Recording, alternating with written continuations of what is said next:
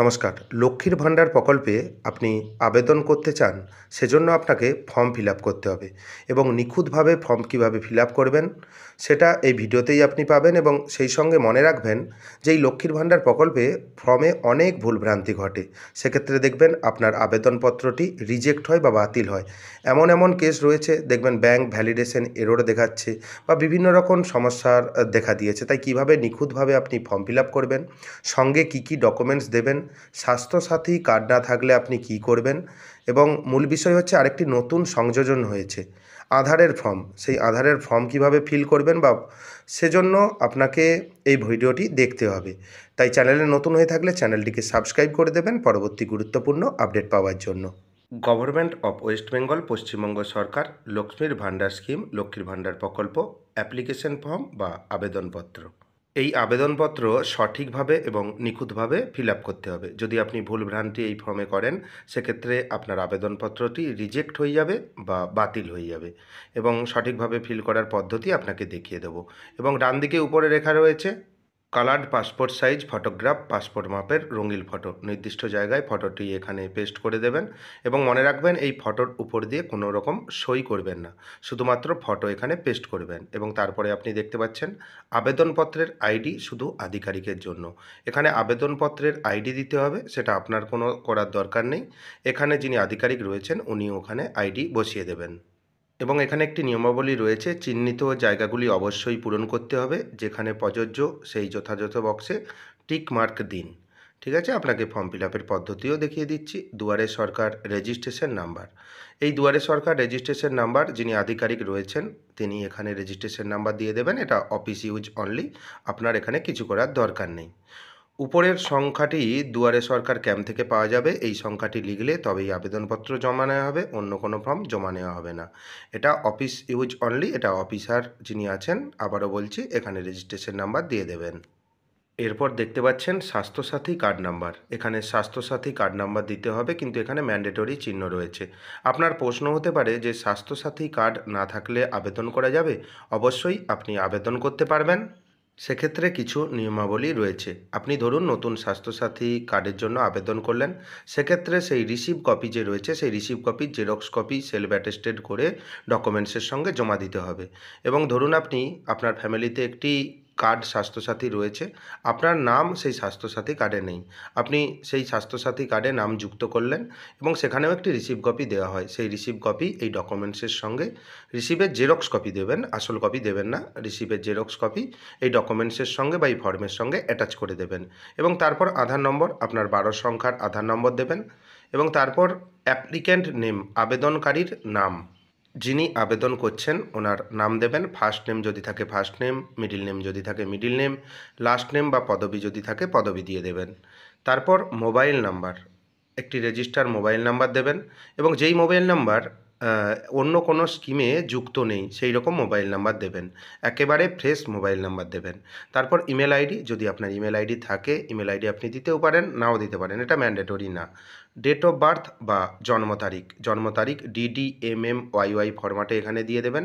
এবং মনে রাখবেন এজ অ্যাজ অন, এবং এই বয়সটি হিসাব হবে 1/1/2025 হিসাবে। আপনার জন্ম তারিখ থেকে 1/1/2025 আপনি হিসাব করে নেবেন এবং তার মধ্যে আপনার বয়স 25 বছর যেন হয়ে যায়, 25 থেকে 60 বছরের মধ্যে হয়, এই বয়সটি আপনি হিসাব করে এখানে বসিয়ে দেবেন।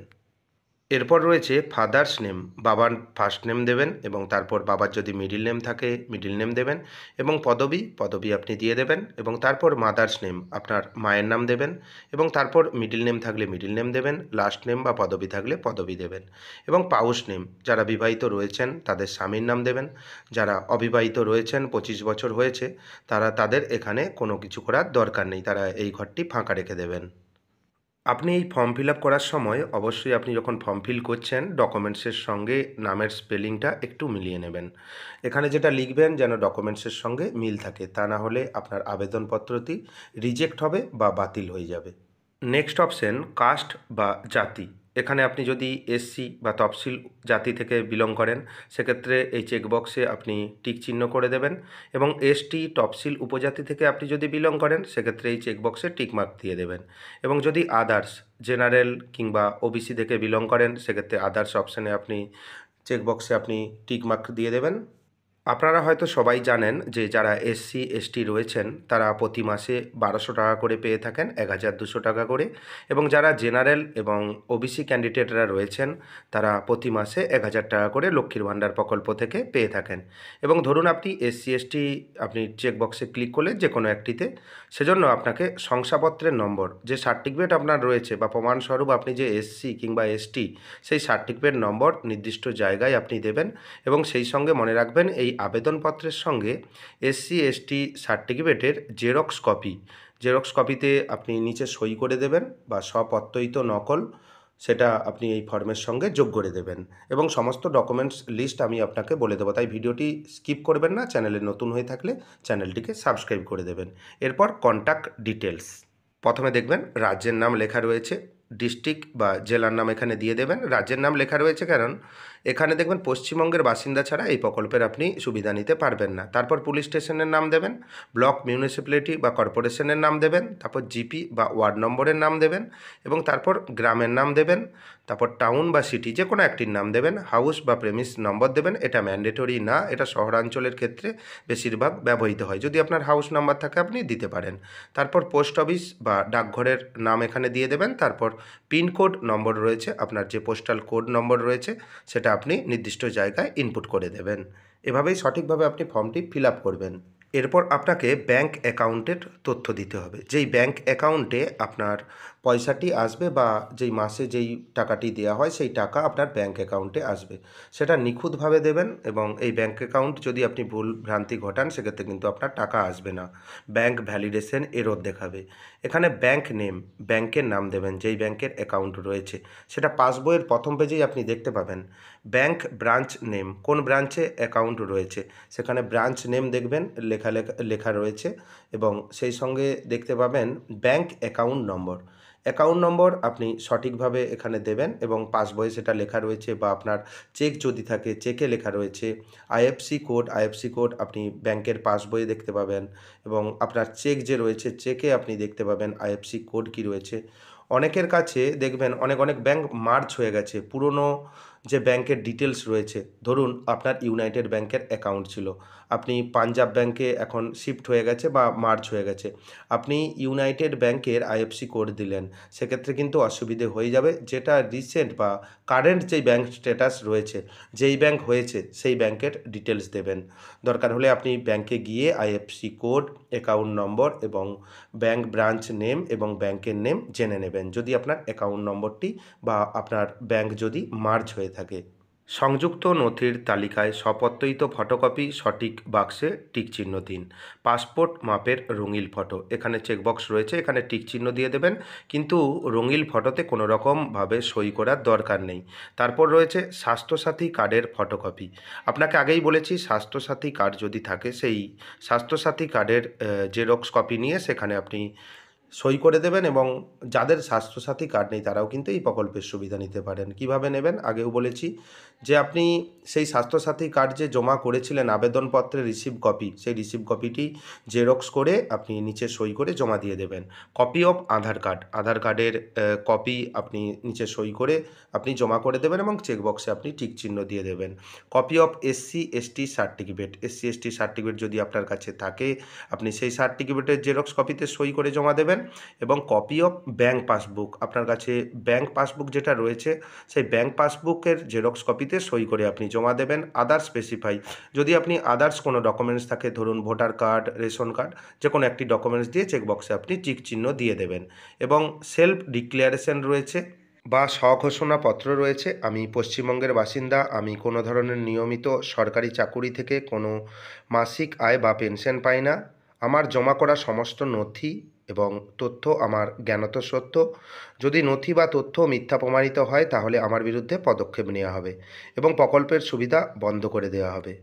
এটাই হলো সেলফ ডিক্লারেশন ফর্ম বা স্বঘোষণাপত্র। এখানে বাম দিকে তারিখ রয়েছে, আপনি তারিখটি দিয়ে দেবেন এবং ডান দিকে সিগনেচার অফ অ্যাপ্লিক্যান্ট, আবেদনকারী যিনি রয়েছেন আবেদনকারীর সই এখানে করে দেবেন। যদি না সই করতে পারেন সেক্ষেত্রে এখানে টিপ সই দিয়ে দেবেন এবং এই সঙ্গে একটি ফর্ম আপনি স্ক্রিনে দেখতে পাচ্ছেন, এই ফর্মটি আপনাকে দিতে হবে। এটা নতুন সংযোজন। আধার প্রমাণীকরণের জন্য সম্মতিপত্র, এখানে আধার প্রমাণীকরণের জন্য সম্মতিপত্র দিতে হবে। এখানে আমি আধার নম্বরটা আপনি দিয়ে দেবেন এবং বাদবাকি যা লেখা রয়েছে আপনি পড়ে নেবেন। পড়ে নেওয়ার পর নিচে দেখতে পাচ্ছেন আধার নম্বর ধারকের স্বাক্ষর, যিনি আধার কার্ড যার নামে রয়েছে, যার নাম যিনি অ্যাপ্লিক্যান্ট রয়েছেন তার সই করবেন এবং নিচে আবেদনকারীর নাম। আবেদনকারীর নাম বলতে যিনি আধার কার্ড যার নামে রয়েছে, যিনি অ্যাপ্লিক্যান্ট, যিনি আবেদনকারী রয়েছেন ওনার নাম দেবেন। এই গেল এই আধার প্রমাণীকরণের প্রমাণপত্র ফর্ম। এই ফর্মটি কিন্তু অবশ্যই অ্যাটাচ করে দেবেন। এরপর অ্যাকনলেজমেন্ট বা স্বীকৃতিপত্র, এই যে রিসিভ কপিটি আপনাকে দেওয়া হবে, কিন্তু সেটা আপনিই ফিল করে দেবেন। ওনাদের ব্যস্ততার কারণে ওনারা কিন্তু ফিল করবেন না। অনেক জায়গায় ফিল করে দেয়, অনেক জায়গায় ফিল করেন না। এখানে আমি লেখা রয়েছে, আপনার নাম দেবেন, তারপর আপনার বাবা বা স্বামীর নাম দেবেন। এর কন্যা বা স্ত্রী লক্ষ্মীর ভাণ্ডার প্রকল্পে আবেদনপত্র যেদিন আপনি জমা দেবেন সেই তারিখ এখানে দেবেন। তারিখে জমা করলাম এবং মোবাইল নম্বর দেবেন। মোবাইল নাম্বার দেওয়ার পর স্বাস্থ্যসাথী কার্ড নাম্বার দেবেন। যদি কার্ড নাম্বার না থাকে কিছু দেওয়ার দরকার নেই এবং তারপর আধার নাম্বার দেবেন। এরপর ডান দিকে নিচে দেখতে পাচ্ছেন signature of receiving official with seal, যিনি রিসিভ করলেন বা যেই অফিসার রিসিভ করলেন ওনার এখানে সিল থাকবে বা স্ট্যাম্প থাকবে, সেই সঙ্গে অফিসার এখানে সই করে দেবেন। জমা নেওয়ার তারিখও এখানে মেনশন করে দেবেন। অবশ্যই মনে রাখবেন অ্যাকনলেজমেন্ট বা স্বীকৃতিপত্র বা রিসিভ কপি আপনি নেবেন, তা নাহলে পরবর্তীতে আপনিই অসুবিধায় পড়বেন।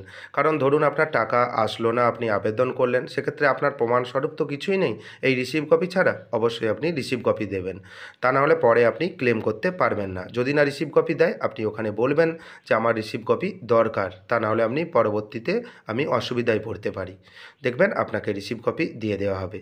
তাই চ্যানেলে নতুন হয়ে থাকলে চ্যানেলটিকে সাবস্ক্রাইব করে দেবেন পরবর্তী গুরুত্বপূর্ণ আপডেট পাওয়ার জন্য। যদি ভিডিওটি ভালো লাগে ভিডিওটি লাইক করে দেবেন এবং সবার জানার উদ্দেশ্যে ভিডিওটি একটু শেয়ার করে দেবেন। ধন্যবাদ।